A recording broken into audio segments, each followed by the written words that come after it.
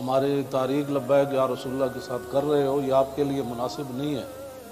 میں بڑا محتاط لفظ بول رہا ہوں، سدا بادشاہی میرے رب کی ہے۔ جو تمہیں غلط رپورٹیں دیتے ہیں ایجنسیوں والے، ایک دن عدالت لگنی ہے جہاں ایک بلی کو باندھنے والی عورت جہنم میں چلی گئی، حضور نے فرمایا میں نے دیکھا اس کا چہرہ نوچ رہی تھی۔ تو تم ان حضور کے غلاموں پر جیسے شیلنگ کرتے ہو، جس بے دردی کے ساتھ تم ان کو گرفتار کرتے ہو، پھر لبیک کے نعرے کے اوپر تم مارتے ہو ان کو، جس دن آپ عدالت بیسی تل تل لکھیا بھرنا۔ اور عدالت اب یہاں بھی لگنے والی ہے، سدا یہ نہیں رہنا، سدا نہیں رہنا۔ یہ تمہیں تمہاری ایجنسی نے خبر دی کہ ہم جی فرانسیسی امبیسی کے اوپر حملہ کرنے جا رہے ہیں، ہمارے تو تصور میں بھی یہ بات نہیں تھی۔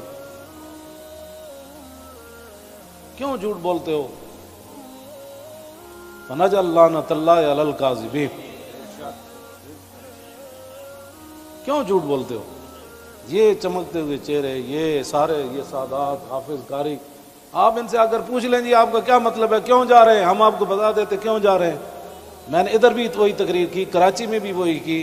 چڑھتی ہے جب فقر کی سان پہ تیغ خودی، تو پھر ایک سپاہی کی ضرب کرتی ہے کارِ سپاہ۔ جن کے تم کہنے پر مسجدوں میں جوتوں سمیت داخل ہوتے ہو، اور جن کے کہنے پر تم حفاظ اور قراء اور علماء اور سادات کو اور علماء نے رسول پر ظلم و ستم ڈالتے ہو، تو آپ کو پتہ ہے حضور نے کیا فرمایا؟ من آذا مسلمن فقد آذانی۔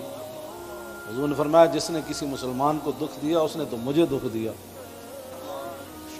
کوئی ہمارے مقاصد ایسے نہیں ہیں۔ آپ کو ایجنسیاں غلط رپورٹ دیتی ہیں، اور انشاءاللہ یہ قیامت والے دن انگلیاں بھی بول پڑیں گی۔ جو تم ہمارے خلاف جھوٹ لکھتے ہو نا کہ یہ منصوبے بنا رہے تھے، یہ دہشت گردی کرنا چاہتے تھے، ہمارے یہ مقاصد میں ہی بات نہیں ہے۔ ہم تو اتنا چاہتے ہیں کہ بس سفیر نکال دو، بات ختم۔ ہم نے کیوں اس کو آگ لگانی ہے؟ باقی رہ گیا ہندوؤں کا مسئلہ، تو ہمیں قطب مینار بھی قطب الدین ایبک چھوڑ کر گیا دہلی میں۔ دہلی دی جامع مسجد بھی ساڑی ہے، آگرہ دا تاج محل بھی ساڑا ہے۔ بابری مسجد کا ساتھ جو تم نے کیا اس کا بدلہ تو ہم نے لینا ہے۔ ہاں